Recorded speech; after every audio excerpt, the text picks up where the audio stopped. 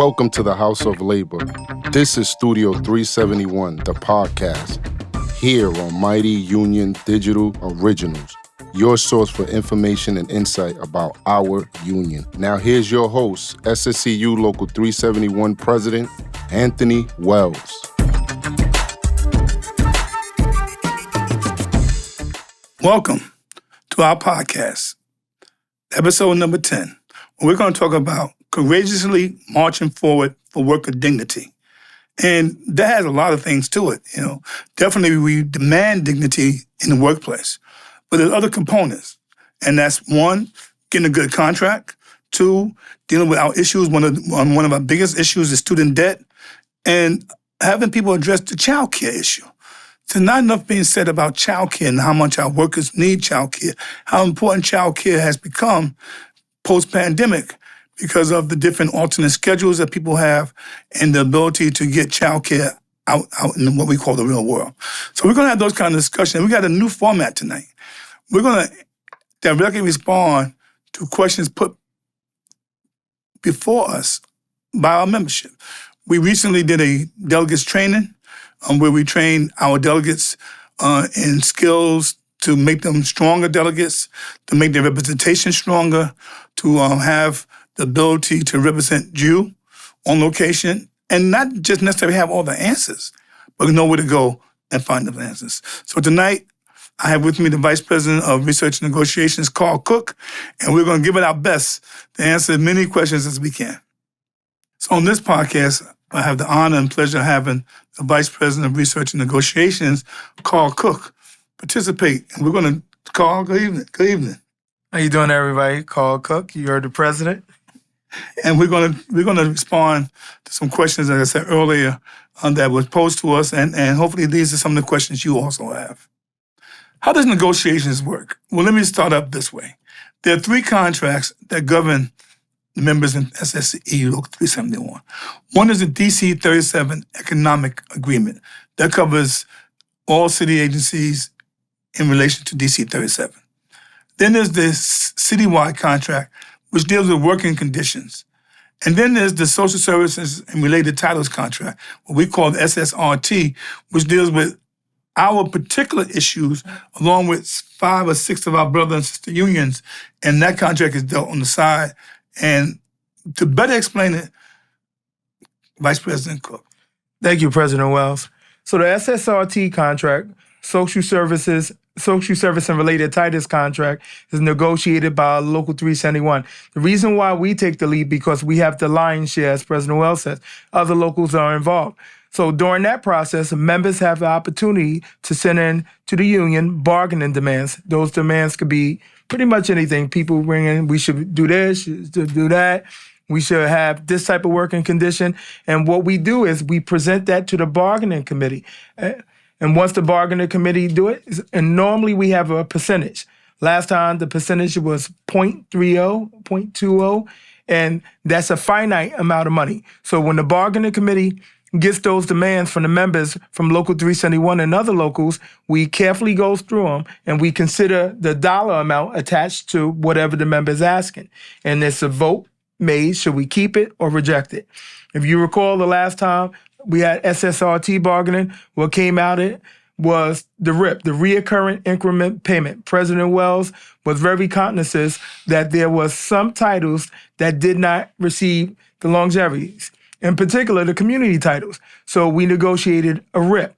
So after 10 years of service, after you complete 10 years of service, you get a reoccurring increment payment. And the good thing about the RIP is every time we negotiate a new contract, that goes up by the percentage we negotiate. So that was an excellent thing. So I'm going to get into citywide bargaining as it relates to what's going on now. So if you recall, we had the first round of bargaining with the city on September 23rd. Henry Garrido, President Wells, who sits on the bargaining committee with the other local presidents, were present. So during that time, again, we're seeking significant things, a significant pay increase.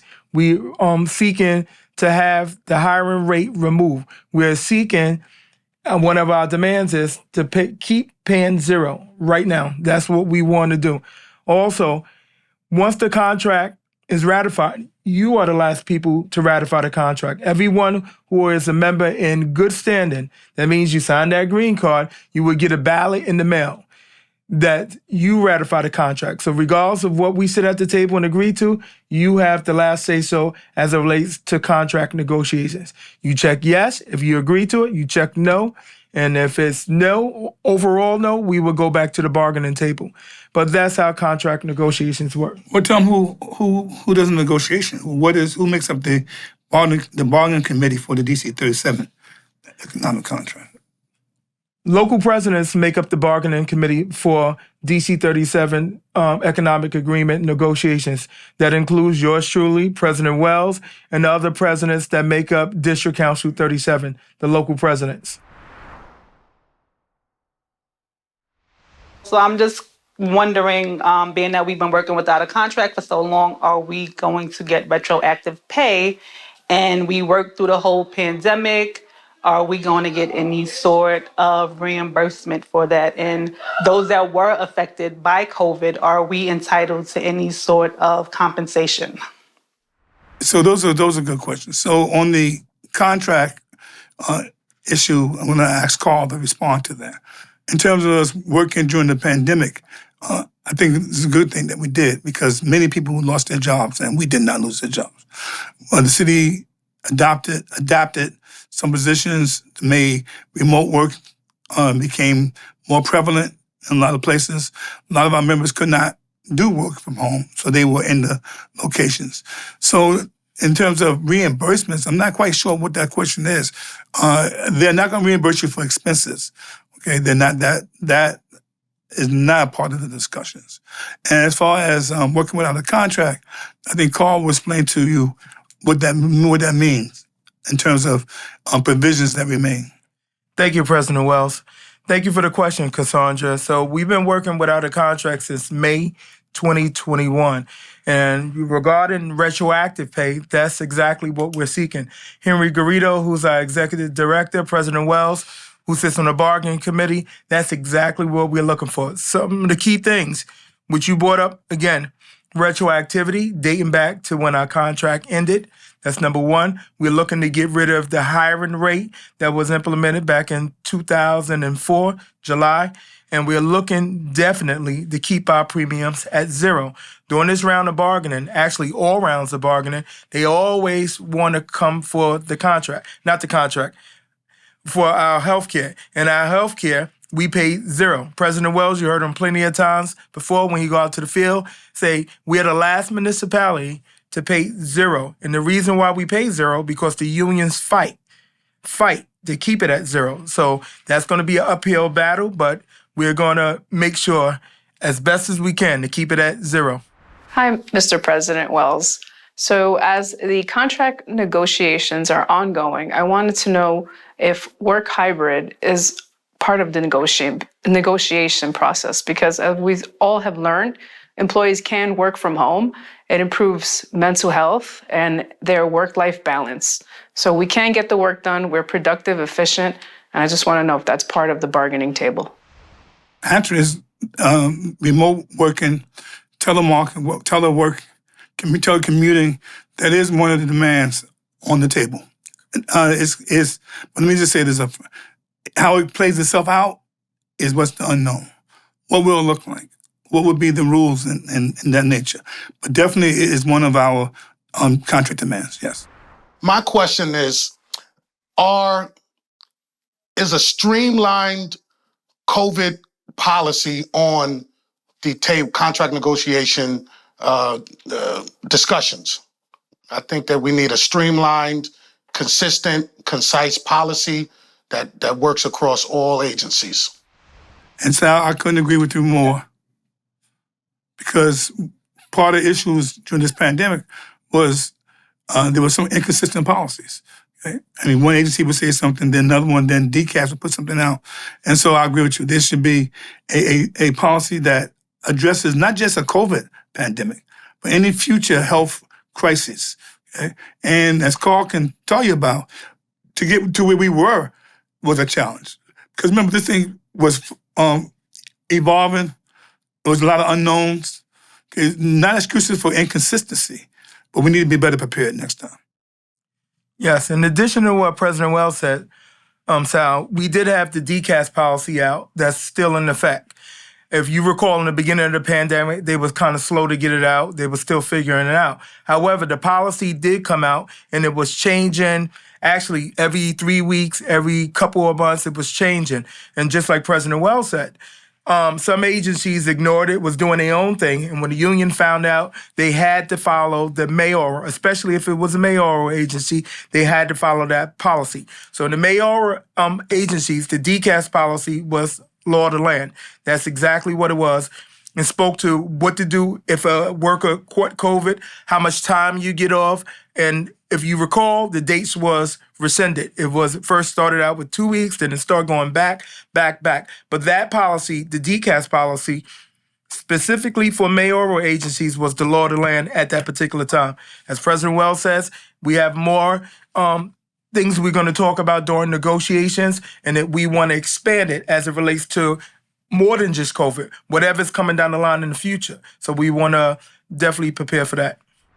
President Wells, my question is that many of my coworkers and I, we strongly want to make sure that when you're negotiating a contract that you just allow that our premium remain at zero, because it's very important to us, because now the cost of living is going up for so many different things. And in order to add, if we get our raise, when we get it, and to add the premium to the insurance, it's just like maybe we didn't get a raise. So we definitely want to continue to keep our zero premium.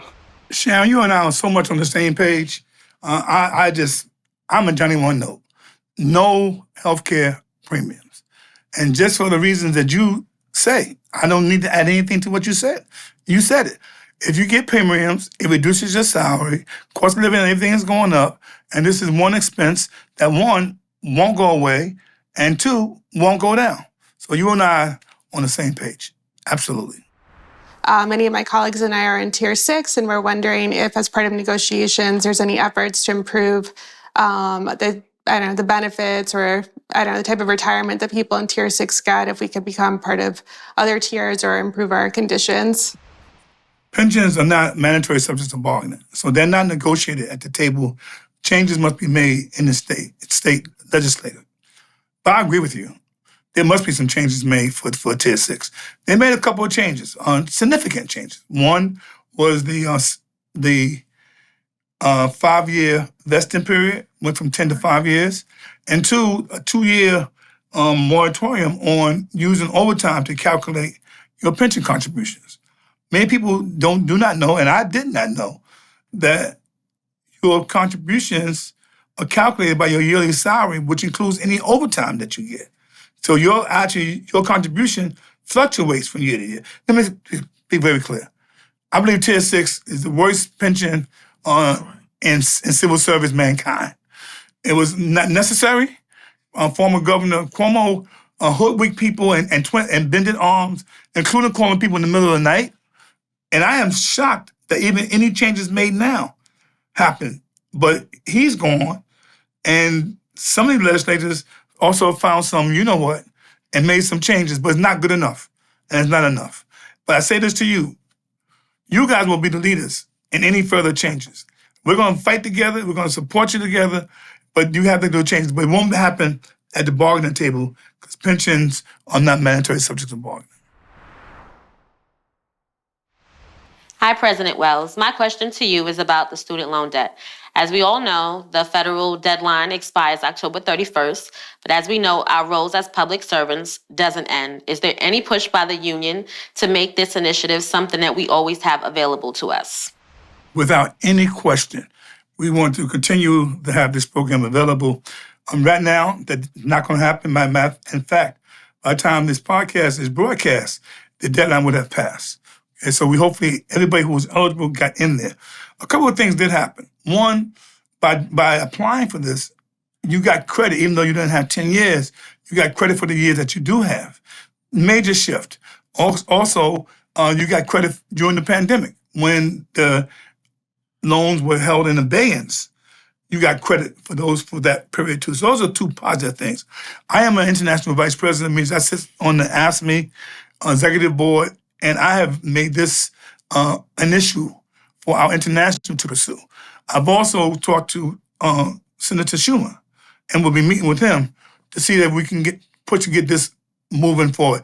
It's just so interesting that the resistance right now is coming from 6 Republican-led states who don't want this to happen. But meanwhile, corporations were helped during the pandemic. So once again, this dichotomy of not helping working people and just putting all our help into corporations with this notion that if you do this, they're going to hire on the job. That's another conversation, another podcast.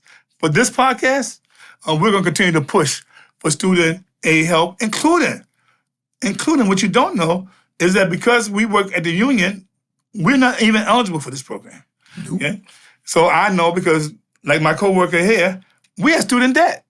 And I would love to be eligible, but that doesn't stop me from fighting for the people that can get it and the people that should get it. Doesn't change anything. So we're going to continue that fight. So great question, Tamara.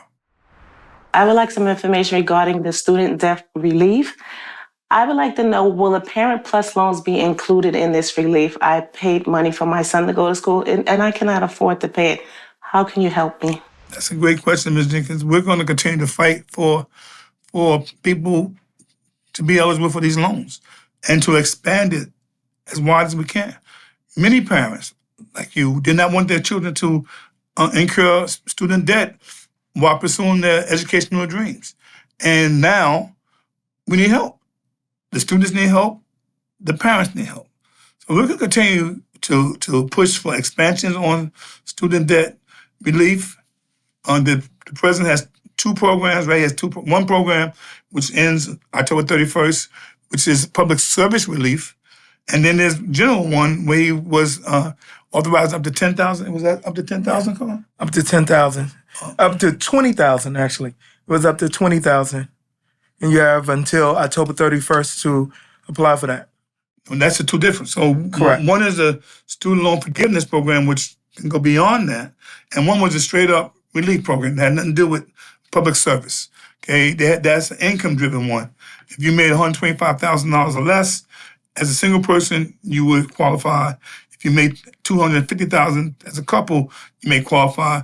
You should do that. But the bottom line is, we have this information on our website, on our new app that we have, on many of our social media.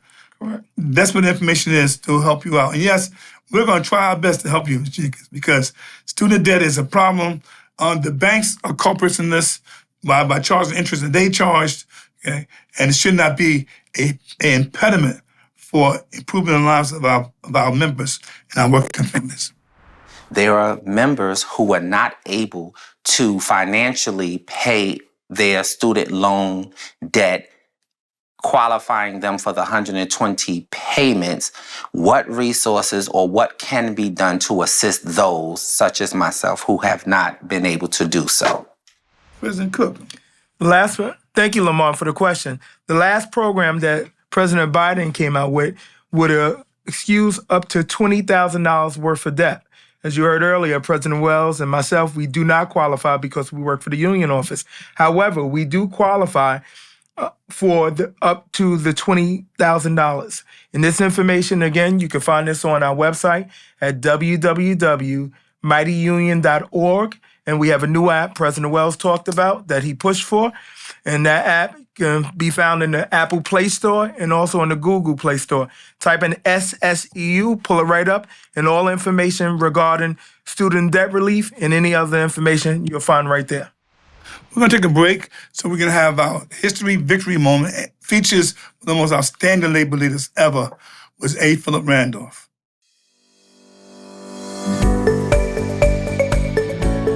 A. Philip Randolph, whom Dr. Martin Luther King Jr. called truly the dean of Negro leaders, played a crucial role in gaining recognition of African Americans in labor organizations.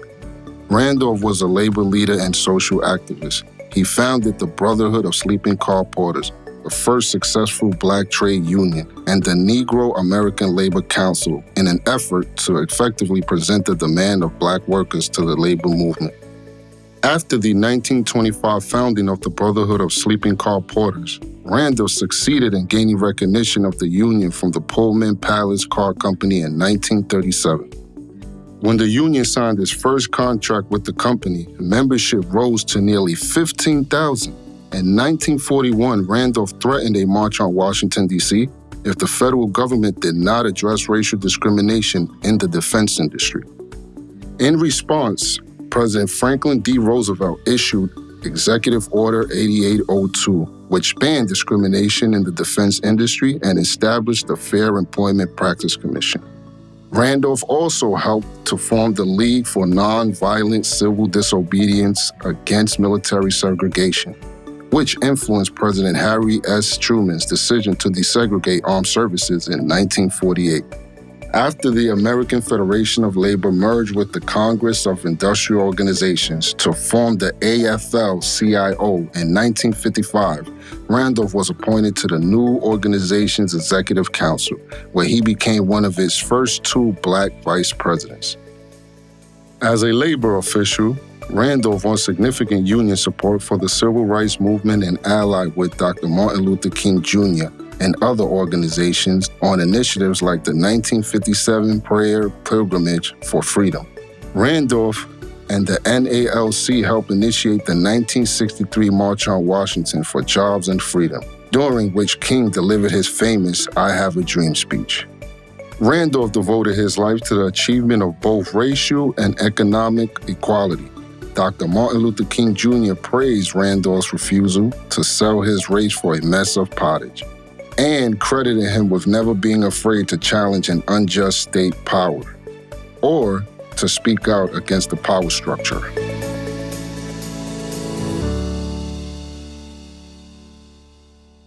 So one of the hottest topics, I mean hot because we're pushing to make it hot, is childcare. As I said earlier, that childcare has become a bigger issue, one as a result of the pandemic, and also the reduction of childcare slots throughout the city and throughout this country. So yes, childcare is a big deal to us. We've been pushing it. In negotiations, it's a part of the negotiation on the table. I have been advocating for the establishment of a childcare trust, which would be based on need and income. And we need to push in those areas. I know many of us, many of you, have raised your children. But that doesn't mean we don't push and support our brothers and sisters who are going through it. What we always like to have is the next generation, the first generation, makes it better for the generation that comes behind. That's what our parents did. That's what we should do also. So we're going to take some questions about childcare, and not only should we ask the questions, but we need to participate and sometimes us to activate and organize. Childcare is very important for the working parent. Being a mom of 3, if I didn't have childcare subsidies, even the subsidy that the union had given when my children were at the age where they qualify, it was a great help. Childcare is very expensive in New York City. So childcare should be something that comes a part of the package. Thank you for answering that question. During this round of negotiations, that is on the table, some type of child care package, in addition to what President Wells brought to the membership. Currently, thank you for benefiting from that package. If you have 1 child, that's $300, 2 children, $400, 5 children or more, that's $500. And again, we don't ask too many questions. You got to fill out our documentation, get it notarized. It could be your grandmother, it could be your aunt, your sister. So it's a little something to make it a little easier, as it did for you. But during this round of negotiations, President Wells, Henry Garrido, and the bargaining committee is pushing the city for some package as it relates to childcare. That's a big problem that we hear all the time from our members. So we are looking and negotiating in any type of way we can to help our members. I'm not sure. I think you said 5 or more. Don't leave out the 3 or more. 3 or more. Yes. It's 3 or more. Correct. Yeah. You can have 5, but we gotta don't forget the 3. Yes. Yeah. 3 or more. The cap is 500. You got 10, but that's where we at. And we're looking to expand. President Wells and the committee is looking to expand. So you have any ideas, feel free to get it over to the committee and we'll look at it. So again, It's a big issue, and we're on it. I think another point, Carl, we should make is that you decide what kind of child care it is. Right. You go to a licensed place, you find if you have a family member other than a dependent, all they got to do is sign an affidavit saying that they provide you with some services. So you need summer camp services or after school services. So we made it as flexible as we can for you to utilize this benefit because we want to help. Jan, you were just so on time with it. And we will continue to do everything we can to support our members in raising their families. I wanted to know, how do you become eligible for reimbursement for childcare expenses? Excellent question. You become eligible. You have to have children under the age of 12 years old. And if they're one child, $300, two children, $400, three or more, $500 per year. So it's a little something to help you out. And again, this information is on our website, mightyunion.org. My question is, due to the inflation, is there any discussion in regards to the increase for child care benefits for our members? Yes, President Wells is in talk with the Welfare Fund trustees to talk about how can we increase that benefit. You are right. Everything went up around us. No one has to tell us that everything is high. So we always look to make things bigger and better for our members. So once that information becomes available, you'll be the first to know, all of our members. These questions were great. Okay, they actually give people a chance to understand what's going on. And we tell all of our members, we provide the information. All you gotta do is press a button, flip a page. I don't know how to get on Twitter, whatever it takes to get on Twitter. Right. Whatever it takes to get on Twitter. But the really most important thing is the information is out there. And we want to thank all the people who answered our questions, who asked questions, giving us the opportunity to talk to you. We look forward to you coming back to us again. And if you missed any of our podcasts, they're all on our website. You can go back and hear any of them about how we got through the pandemic. Going through the pandemic, we did some issues. Yes. Come on, join us. If you have any ideas, please join us. Our next podcast will focus on workplace safety and enhancing your career through education opportunities. Okay, both very important issues for us. Okay? One, we need to work in safe environments. Okay? And we do that. And we have our health and safety staff that do that, and education opportunities. You know, sometimes this just offers so many chances for education opportunities, whether you're paying for it or not. That's why we need the loan program to be enhanced. I want to thank everyone who joined us on this podcast. I want to thank Vice President Cook for joining us. My first one. It's his first one, and I think he did a heck of a job. And not my last, right? And not your last. Definitely not, because we provide information. Be well, be safe, be smart, be careful. God bless you. God bless the Union. Thanks for listening to Studio 371 with President Anthony Wells. If you like our show and want to know more, check out our website, www.mightyunion.org. Or please leave us a review on iTunes. Until next time, Union strong, Union proud.